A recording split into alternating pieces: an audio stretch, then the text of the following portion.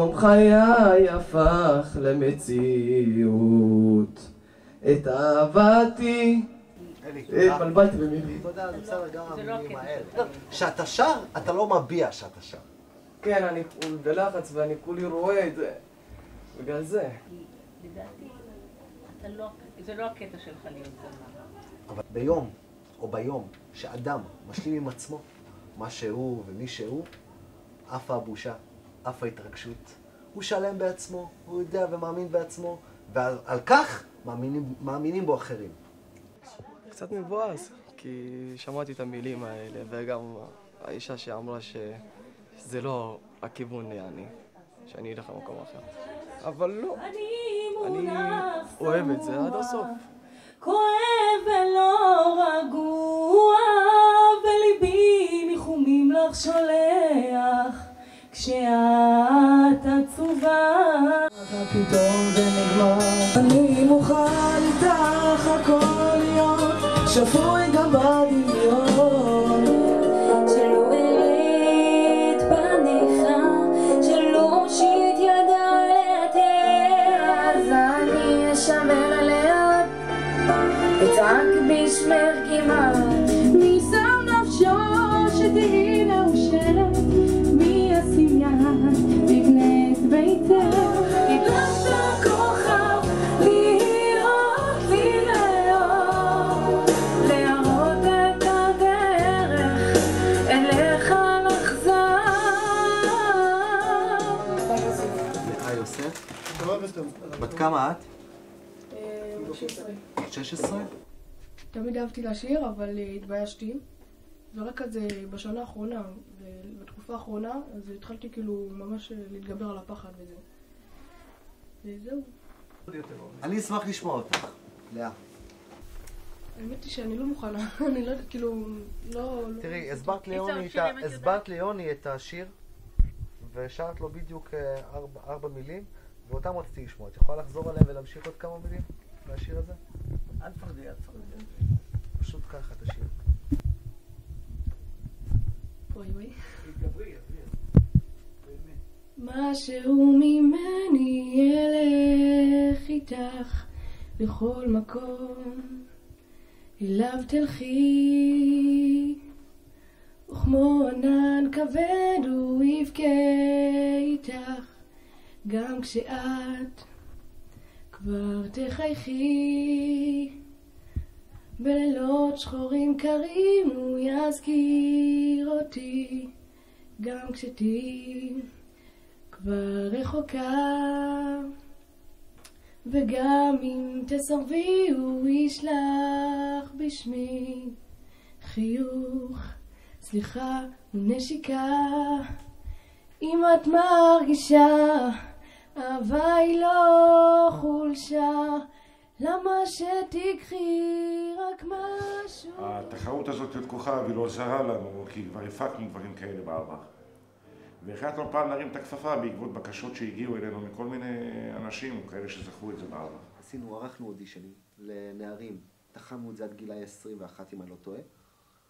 בחרנו נבחרת של 12 מתמודדים, ובלהיות כוכב הזה, להיות כוכב 2, אנחנו בעצם עושים איתם פסטיבל שירים ידועים, קוראים לזה קאברים. אז כל אחד שר שיר שהוא מאוד מתחבר אליו. Oh wow, nothing's perfect, but it's worth it after fighting through my fears. And finally you put me first. Oh baby, it's you. You're the one that I love. You're the one that I need. You're the only one I see. Come on baby, it's you. You're the one that gives your all. You're the one I can... אז אני לאה יוסף. אני בת 16, עובדת במקיף הדתי, אולפנה. האמת היא שכאילו מגיל קטן די התחברתי למוזיקה, גם אם זה כאילו רק לשמוע או לרקוד וזה, תמיד התחברתי למוזיקה.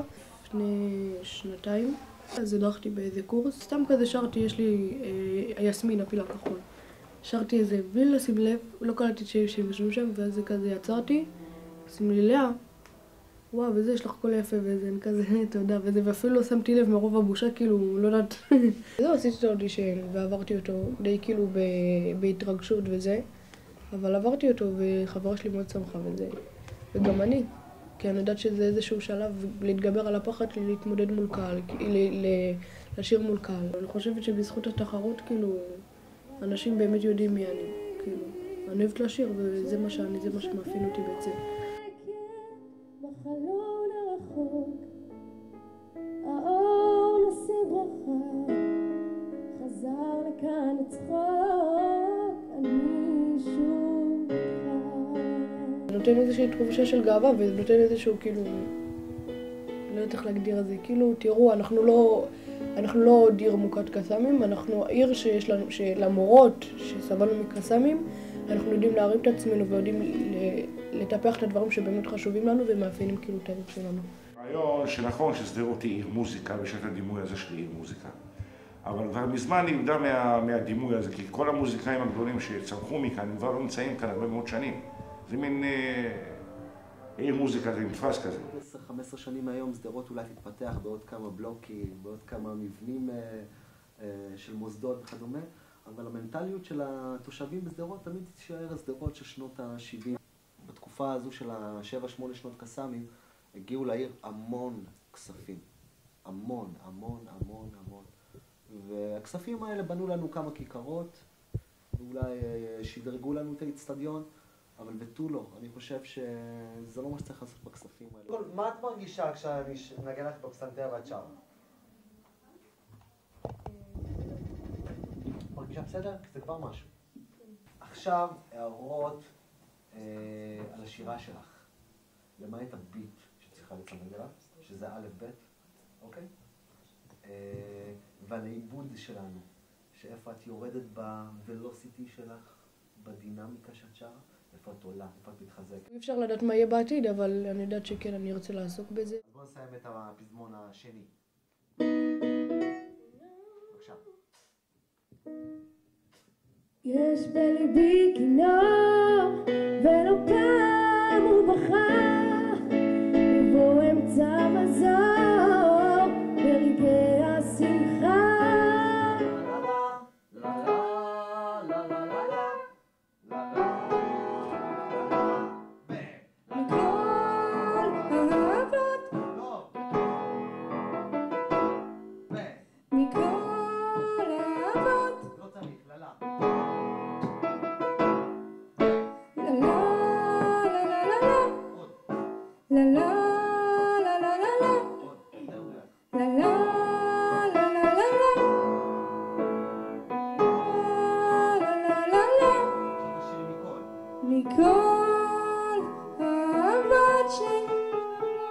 ביקשתי להיות חם.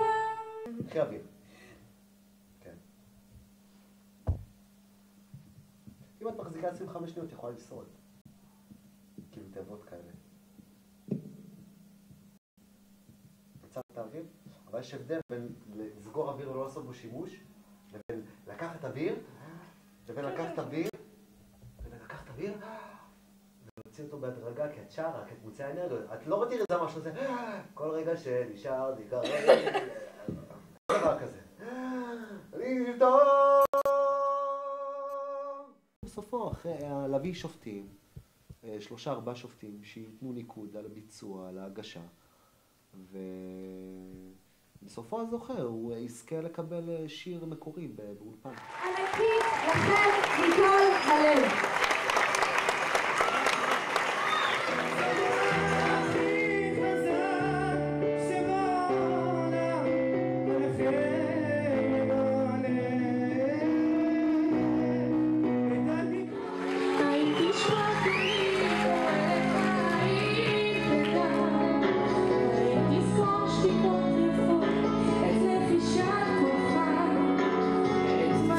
האמת היא שעדיין לא הרגשתי כל כך לחץ, כן יש התרגשות, אבל אני מאמינה שעל הבמה זה יהיה יותר לחוץ. אני חושבת שאני בטוחה שאני אזכה, ואם לא, אז בסדר.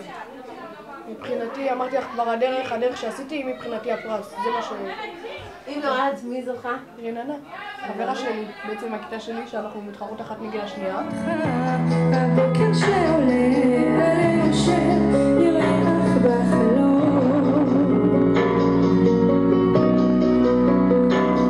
מכל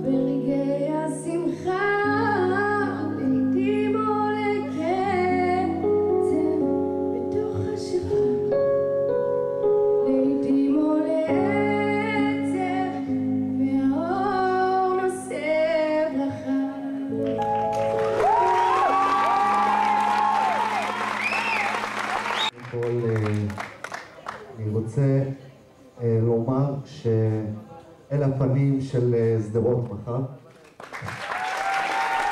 במקום השלישי, איציק אופיר!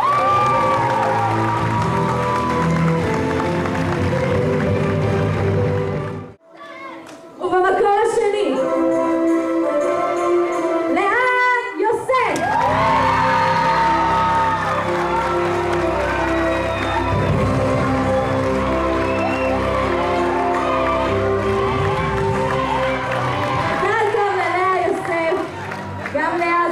במלגה לשנה בבית הספר למוזיקה שלנו.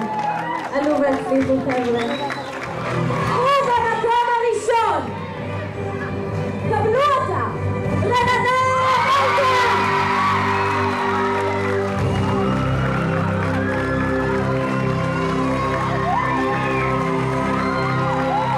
תודה רבה שהייתם איתנו, אתם מקסימים!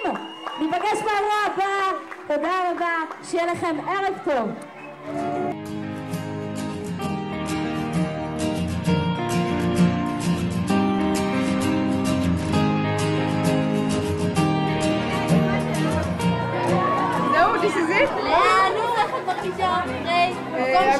האמת היא שכיף, כאילו אני יודעת שגם אם לא הייתי זוכה הייתי שמחה ככה, אבל כיף. זה אומר לאה מקום שלי. תמיד רציתי לזכות, אבל אמרתי, זה רק בונוס אם אני אזכה. יש אחד שמביט לשמיים, יש אחד מסתכל לאחור, בתפילה הוא פותח ידיים, ואולי זה הזמן שלך לבחור, זה הזמן שלך לבחור. השירים שכל כך אהבת ממלאים את ראשך, זאת הדרך שלך. שבילים עמוסי מנגינות מובילים לביתך, זאת הדרך שלך. כל מה שלא העזת, כל מה שמזמן כבר ידעת עמוק בלבך, זאת הדרך שלך, זאת הדרך